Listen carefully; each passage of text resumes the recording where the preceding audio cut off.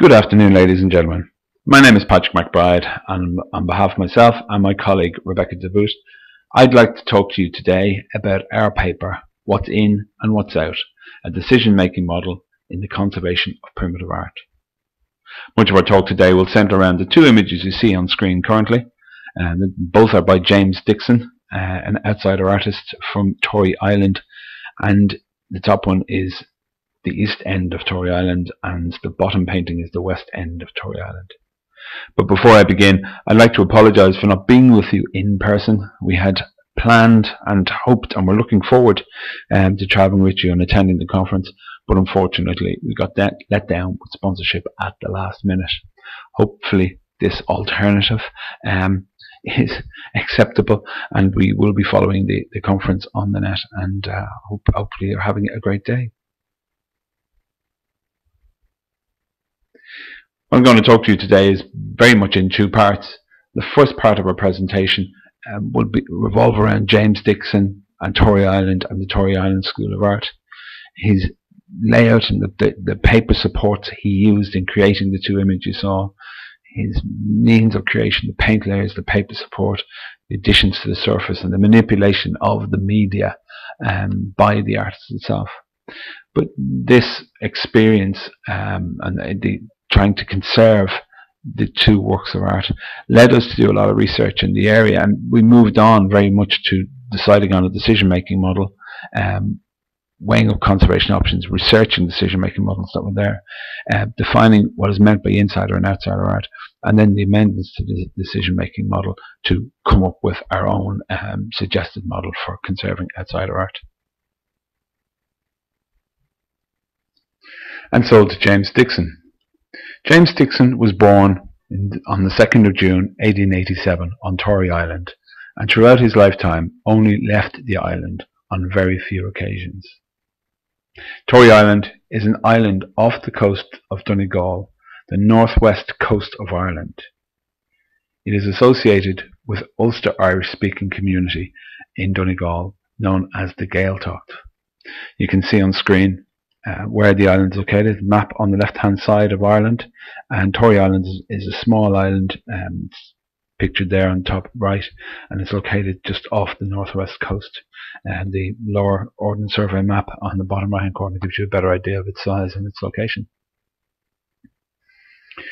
vision.Dixon came to painting very late in life, the age of 72, having viewed an exhibition by the Irish artist Derek Hill. His paintings demonstrate a physical mapping of Tory Island and the surrounding seascape, while at the same time being beautiful works of art in their own right. His technique involved the use of paint and local materials to mimic that of the landscape and the surrounding fisheries industry. He painted his environment in a traditional way, but very untraditional materials, reflected in the additions to the surface, while his materials comprise of very many paint layers and ethnographic objects found on the island. His experience of the fishing and agricultural industry on the island very much flavours his work. The island and the rugged nature of the land and sea gave form and dialect to his work, and are expressed using coarse and rough artistic forms. Areas of impasto and grooving on the paper support mimic the contours in the landscape and the coarse nature of the island surroundings. In 2011, the Paper Conservation Studio received a commission to conserve these two works of art. The two works provided a different challenge from most others for the studio for a number of reasons. The size of the images, the mix of materials, the support paper, how the support was constructed, the approach of the artist, and indeed how the images were created, all provide to be unique and challenging. The creative approach of the artist was clearly very different to anything experienced by the conservators previous, and it forced them to question the nature of the conservation interventions needed to stabilize and conserve them.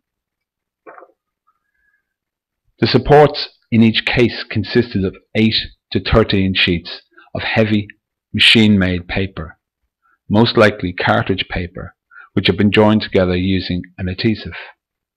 The sheets were adhered in a format seen on the right here, with 13 sheets being used for one painting and 8 on the other. The joints have deteriorated completely, but were in need of some support due to the multiple layers of paint. Heavy paint layers and additions of material to the surface made during while the painting was created were very heavy and stressed the joints. This led to the joints being lined with strips of Japanese paper as part of the treatment to support them. Very little is known about the type of paper that Dixon used, apart from a few lines regarding the materials given to Dixon, particularly the paper, size and paint from the artist Derek Hill. Dixon's style of painting, his physical surroundings and the landscape of the island motivated his choice in paints used. Multiple types of paint, such as painter's oils, house paints and even boat paint have been used by Dixon during the course of his work. This has led to several layers of paint being adhered together to create features of land and sea. Analysis undertaken of some of the paint samples showed that they were oil-based house paints common in the 1960s. Other materials found on the surface were newsprint, fragments of raw wool, horsehair, insects, earth and straw. On screen at the moment you can see 4 images depicting some of the damage. Figure 4 is the flaking of the paint on Tory Island, West End, and you can see the way some of it has quite badly blistered and fallen away. Figure 5 shows the paper joint from the image surface, from the surface where it has split and the paint layer has begun to peel back. 6 shows the impasto on the surface and the additions of straw on the surface itself of Tory Island. We'll see some of these on the next slide. And then figure 7 is a shot from the reverse of the joints of paper. The brownish area would appear to have been varnish. He seems to have used varnish to adhere his paper supports together to make one overall sheet, and as you can see from it, it's discoloured quite badly. There's also a fair degree of debris and damage and discoloration right across the back of the painting, which is very visible in figure 7. On this slide we can see the additions to the surface applied by Dixon. Figure 8 shows the addition of straw on the surface of Tory Island, West End, both highlighted by the red arrows. Figure 9 shows the addition of newsprint on the surface, this photograph again taken under magnification. 10 shows a mixture of paint and earth applied to the surface of the painting, while figure 11 shows the additions of paper and horsehair on the surface of the work. And this final 4 sets of image show the surface manipulation that Dixon undertook, this manipulation of the media as he was applying it or soon after he applied it. Figure 12 shows the undulations in the paper support within Tory Island on the East End. But what's particular about it is he shows a delineation between the paint, the blue of the sea and the land, and he very much kept the gloss for the blue of the sea, and the land was slightly matter. Figure 13 shows the scraping effect, surface donkey hairs, and it was very much like a technique used within watercolour painting, where you would apply a colour and then scrape it away quite roughly to reveal an underlayer. Figure 14 shows an impasto layer where he's created a mountain effect. He's very much mixed earth in with the pigment itself to create that unevenness. And finally, he grooved out some of the surfaces to show ploughing lines or to show divisions within the fields on the island itself, and they're visible in figure 15, and the grooved surface mimic the ploughed fields on Tory Island East End. Before leaving Dixon and moving on to the second part of our talk today, I would like to emphasize 2 things. Both paintings were very beautiful works of art, and it was a pleasure to work on them. but it has to be pointed out that they were large and very unwieldy. Tory Island East End comes in 102 by 366 centimetres, and West End is 108 by 292. They were large, unwieldy, difficult to manage objects in very, very poor condition. And faced with such difficulty, we did what most paper conservers would do in that situation. We procrastinated for a long time. We went off and we talked about it, and ultimately the aim of our intervention was to ascertain the best possible treatment to maintain the paintings whilst trying to maintain the historic and artistic integrity of the objects themselves. Normally when such difficulties are encountered, solutions are researched from the literature, but the literature relating to the treatment of works of this type is limited and provides conservators only with a partial solution. In this instance, it was felt that a decision-making model would be of assistance.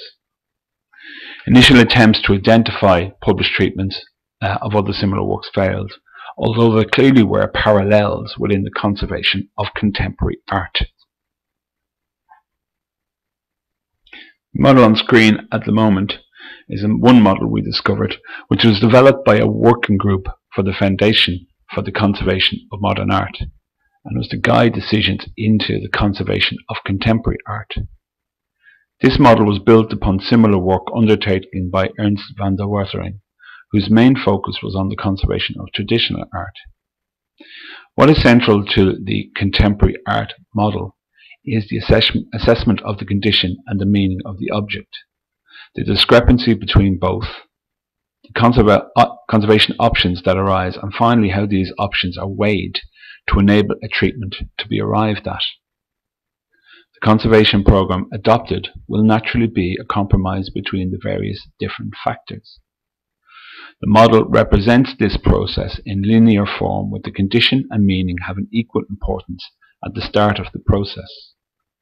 Combining both allows for the discrepancy to be determined.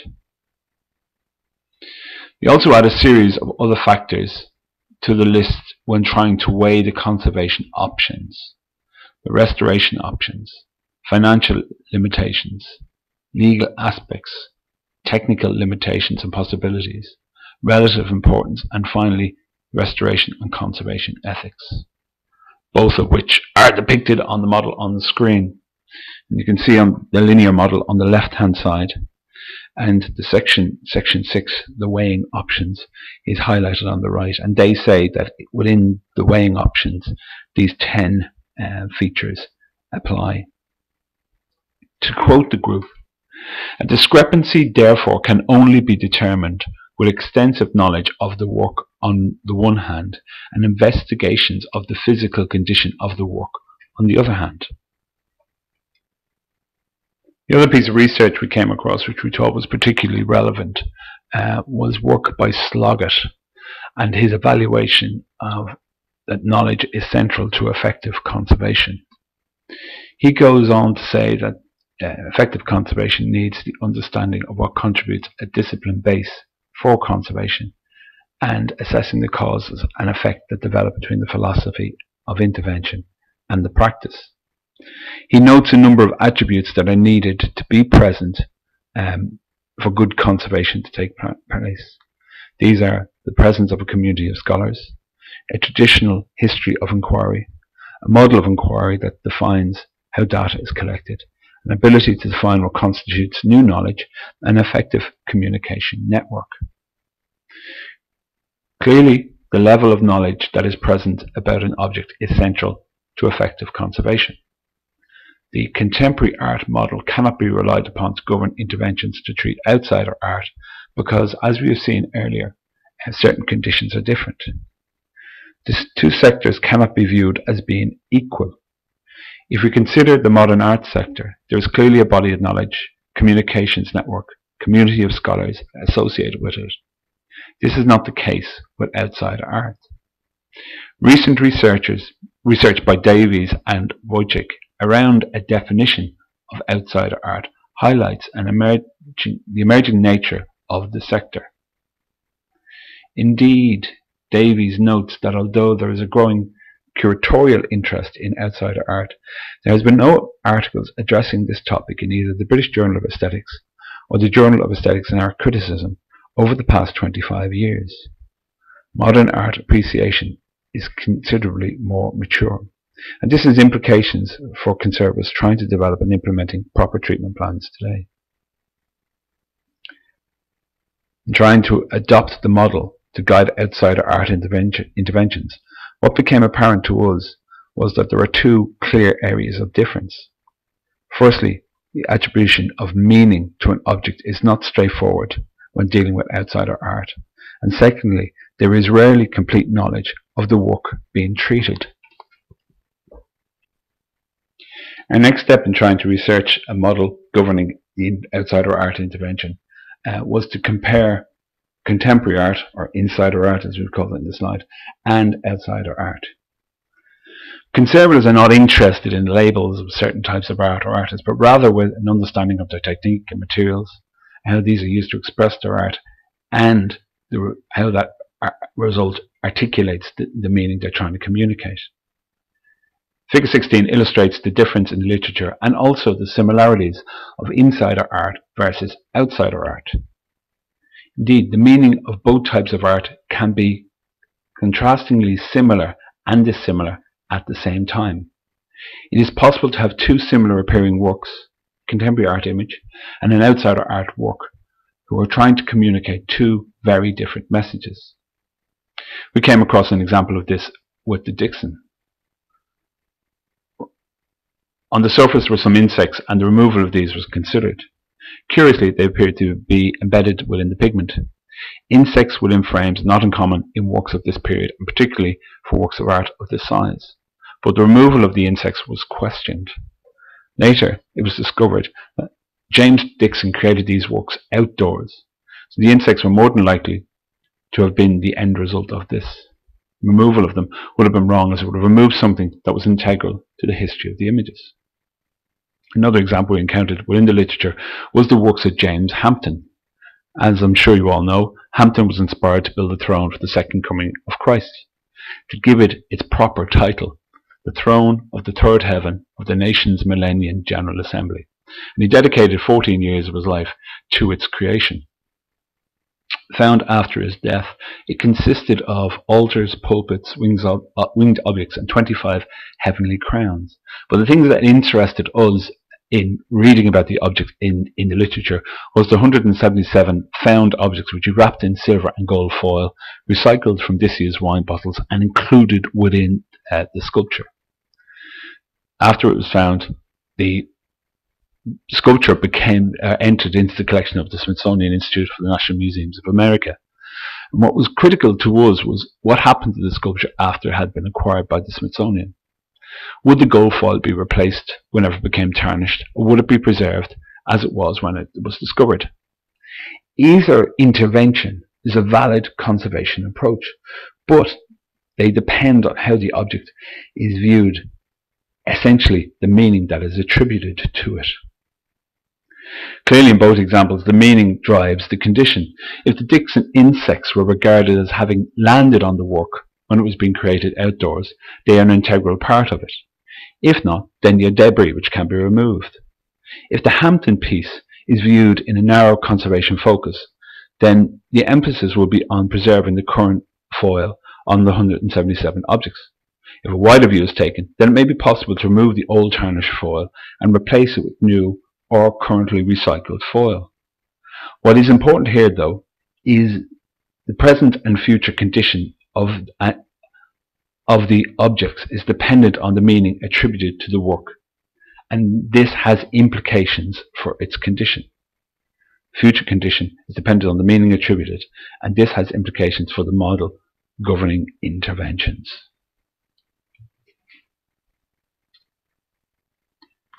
Earlier we've seen that knowledge of materials and the category to which the materials being conserved belong to is central to good conservation. A complete knowledge of the object may be the ideal, but it rarely happens. Conservators rely on the knowledge of others, of a range of allied professionals, including curators, academics, owners, collectors, the artists, and friends of the artists complete their knowledge.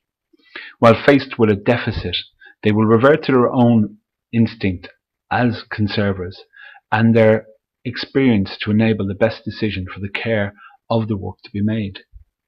The extent to which they would have to rely on this instinct is logically related to the level of maturity within the sector. Put simply, if there is a good school of scholarship, a network of communication and an ability to find new knowledge, then a conserver's instinct should be relied upon less. This knowledge gap and conservators' reliance on their own experience is one of the key differences between the model for conserving contemporary art as opposed to outsider art. If it wasn't known that the Dixons were painted outdoors, would the insect have been removed? Possibly. The one thing that might have caused us to question this was the fact that the insects were somewhat embedded within the pigment. Conservers are conscious of this knowledge gap, and it is reflected in the developing understanding and the continuing philosophical debate around the nature and appreciation of collections. Conservation ethics and theory have been challenged, questioned, and reformed over the past decade. A new ethos of common sense intervention has been promoted in the face of the growing realization that the old rules of intervention were lacking and inadequate when faced with rapidly developing conservation challenges. And so to our proposed decision-making model. The argument that the meaning adopted by the conserver when conserving outsider art objects has an impact on how the condition is determined must be reflected within the model. The meaning is more dominant, and this has a direct influence on the assessed condition of the piece being treated.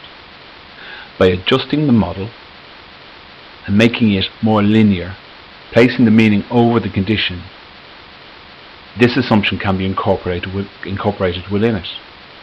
Meaning must come first before the condition of an object when treating an outsider work of art. The modern art model places the condition and the meaning of an object on a similar plane, giving each process the same value. Indeed, the working group of the Foundation for the Conservation of Modern Art noted in the original van der Wetering model the emphasis on objects' meaning was generally unambiguous. And perhaps there is a relationship there. As the outsider art sector continues to emerge and mature, the model that we propose could move to replicate the contemporary art model, which in turn may move to replicate the original van der Wetering model. But what if there is no meaning, or what if meaning in relation to an outsider art piece being conserved is ambiguous? Then clearly there is a knowledge gap, and this knowledge gap will be assessed by the conserver, and the conserver will rely upon their own knowledge and instinct, their experience, to formulate a sufficient and right policy for the conservation of that work of art in that instance, being conscious that the meaning may emerge in time, or the meaning may never be determined, but their experience would be relied upon in this instance. And we have put knowledge gap into one of the discrepancies, and we feel that it is a key factor in considering in decisions and making decisions about intervening to conserve outside of works of art, as opposed to the contemporary field where the knowledge is far greater. And so to our conclusions and recommendations. The main conclusion we would have would be that the area is a fascinating one for research, which holds huge prospect for topics and for advancement. We found it wonderfully enjoyable working within the area, and it has forced us to question not just how we intervene for outsider art, but also how we treat more traditional works of art on paper, be it contemporary art or traditional works. Our recommendations would be to use the model, and we'd be delighted for any feedback any of you may have in relation to this. Outsider art seems to be an area which is growing and which is growing interest in, and we hope that the model can contribute in some way to that development. Any feedback you may have, we would be grateful to receive. My name is Patrick McBride, and my contact detail is up there on screen currently, as is my colleague Rebecca DeBoot. Before I finish, I'd like to say a very big thank you to Jason Church for all his efforts in relation to organising today. It was an inspired choice for a conference, and I hope you all are getting and reaping the rewards of the benefit of that idea and of his efforts. But from my point of view and my colleague Rebecca, we'd like to say a very big thank you to Jason. Thank you for listening this afternoon. It's been a very strange experience dictating this and seeing it travel across the Atlantic via the internet, to then possibly hear your voice at the other end as we listen to this again later on today. But we trust you have enjoyed it, and thank you for your time and attention.